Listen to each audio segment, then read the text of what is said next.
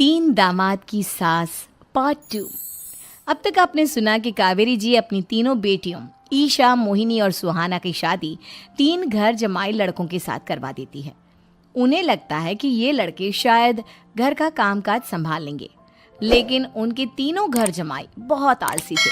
वो नौकरी भी नहीं करते थे और बाहर का काम भी नहीं। कावेरी जी ने अपनी बेटियों से कहा कि वो प्रेगनेंसी का बहाना बनाकर अपने पतियों को सबक सिखाए। अब सुनिए आगे। मम्मी, आपने जैसा कहा था हमने वैसा ही किया, लेकिन देखिए ना, विवेक का हाल तो वैसा का वैसा ही है। घर में ना सुबह का नाश्ता बनता है और ना खाना। नौकरी पर जाने की बात करूं तो खाने को दौड़ते हैं मुझे। हाँ मम्मी, मैंने भी सुमित को कितनी बार कहा कि अगर नौकरी नहीं करनी तो कोई छोटी सी दुकान ही खोल लो। घर का खर्चा कैसे चलेगा? देखो दोपहर के 12 बजने आए और जनाब अभी तक सो रहे हैं। हाँ मम्मी, ईशा और सुहाना ठीक कहती हैं। अविनाश का भी यही हाल है। जब मैंने अपनी प्रेगनेंसी के बारे में कहा तो मुझसे कहने लगा, अरे दूसरी लड़कियां तो 9-9 महीने तक नौकरी करती है, बस डिलीवरी के टाइम छुट्टी लेती है। मोहिनी, तुम भी नौकरी करो। अब मुझे कहाँ नौकरी मिलेगी? मम्मी बताओ, अब मैं क्या करूँ? हे भगवान, क्या सोचकर घर जमाई दामाद लाई थी मैं कि मेरी बेटियां मेरे पास रहेंगी और खुश रहेंगी, लेकिन इन आलसी दामादों ने तो हमारी जिंदगी को भी प्रॉब्लम में डाल दिया है। मैं तो कहती हूँ मम्मी, हम लोग वापस अपनी जॉब पर जाना शुरू कर देते हैं। बता देते हैं इन लोगों को कि हमने प्रेगनेंसी का बहाना किया है। नहीं नहीं बेटा, ऐसी गलती भी मत करना। अगर तुमने ऐसा किया तो इन तीनों की आदत और ख़राब हो जाएगी। अरे आज नहीं तो कल कभी तो तुम प्रेग्नेंट होगी, तब वापस यही प्रॉब्लम आएगी। तब क्या करोगी तुम तीनों? हाँ मम्मी, आपकी बात तो बिल्कुल सही है। इन लोगों को तो सुधारना ही पड़ेगा। लेकिन कैसे? अपने बच्चों के आने की खबर सुनकर भी इन लोगों पर कोई असर नहीं हो रहा। पैसे कमाने के लिए घर से बाहर निकलना ही नहीं चाहते ये तीनों। अब मेरे दिमाग में प्लान आया है।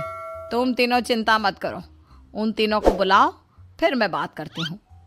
थोड़ी देर बाद कावेरी जी अपने तीनों दामादों को सामने बुलाकर अपनी बात कहना शुरू करती हैं। अविनाश, सुमित और विवेक, देखो बेटा, मैं ना तुम तीनों से बड़ा प्यार करती हूँ, इसीलिए तो तुम्हें घर जमाई बना कर रखा है मैंने। अरे मम्मी जी, सीधे सीधे कहिए ना, क्या बात है? प्यार तो हम भी आपको बहुत करते हैं। अरे मम्मी जी, आपकी इज्जत भी बहुत करते हैं। अरे भाई, आपके जैसी सास और कमाने वाली बीवी सबको मिलती है क्या? हाँ मम्मी, विवेक और सुमित ठीक कह रहे हैं। आपकी बेटी से शादी करके मेरी तो ज़िंदगी ही अच्छी हो गई है। जानती हूँ मैं, और ये भी जानती हूँ कि तुम तीनों अपनी अपनी बीवियों से बहुत प्यार करते हो।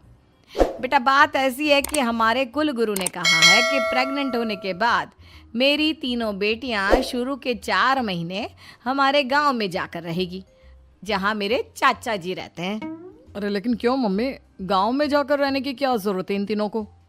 वो क्या है ना बेटा, हमारे परिवार को एक श्राप है।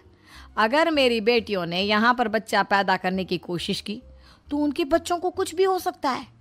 इसलिए अब से लेकर 4 महीने पूरे होने तक इन्हें गांव वाले घर में रहना पड़ेगा।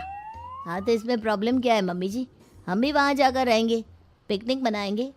अरे भाई, बीवी जहाँ हम भी वहाँ। हाँ यार, आइडिया तो बहुत अच्छा है।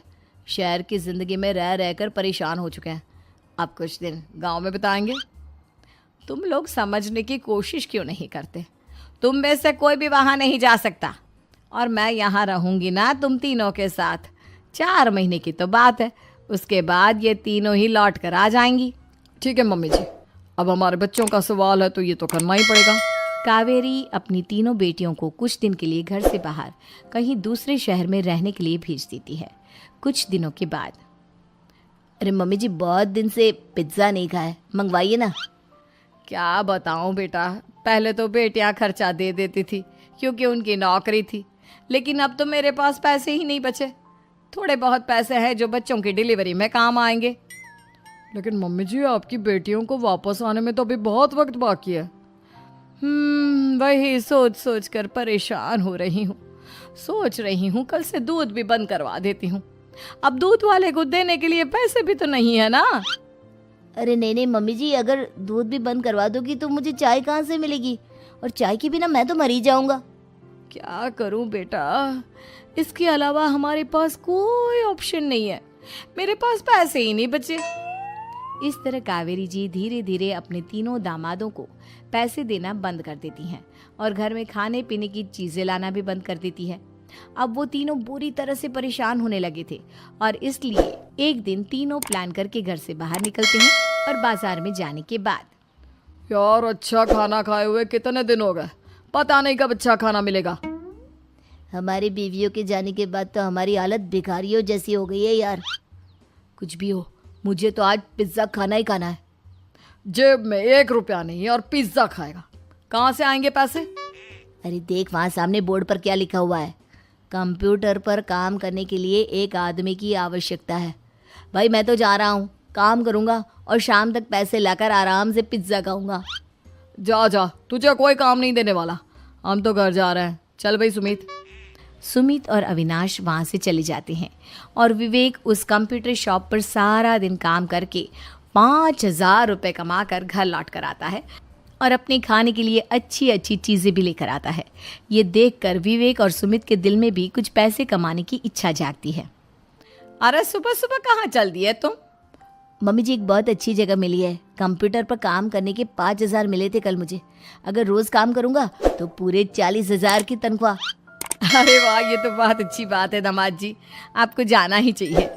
सुमित और अविनाश विवेक को इस तरह तरक्की करते देखकर परेशान हो जाते हैं और वो दोनों भी काम की तलाश में निकल पड़ते हैं। धीरे धीरे उन दोनों को भी काम मिल जाता है। अब कावेरी के तीनों दामाद छोटी मोटी नौकरी करके अच्छा पैसा कमाने लगे थे। एक दिन कावेरी उन्हें अपने पास बुलाती है। अरे वाह, विवेक 40,000 कमा लेता है, अविनाश 60,000 और सुमित तुम भी 40,000 के आसपास कमा ही लेते हो। कुल मिलाकर तुम अच्छे खासे पैसे कमा रहे हो बेटा। हाँ मम्मी जी, बहुत मज़ा आता है जब महीने के एंड में मोटी रकम हाथ में आती है।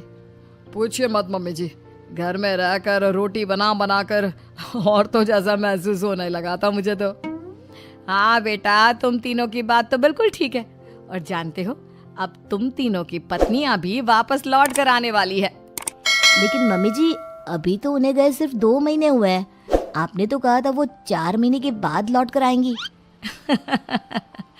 ऐसा कुछ नहीं है बेटा, मैं सिर्फ तुम तीनों को सबक सिखाना चाहती थी कि आदमी घर में बैठकर बीवी की कमाई खाता हुआ अच्छा नहीं लगता। इस दुनिया में हर इंसान को मेहनत करनी चाहिए, काम करना चाहिए, चाहे वो औरत हो या आदमी, ताकि अपने परिवार को संभाल सके। कावेरी की बात सुनकर उन तीनों को अपनी गलती का एहसास होता है और कावेरी उन्हें सच बता देती है कि ईशा, सुहाना और मोहिनी शहर में ही कहीं दूसरी जगह रह रहे थे। शाम के वक्त उन तीनों की पत्नियां लौट कर आ जाती है और कावेरी जी का परिवार एक खुशहाल परिवार की तरह रहने लगता है।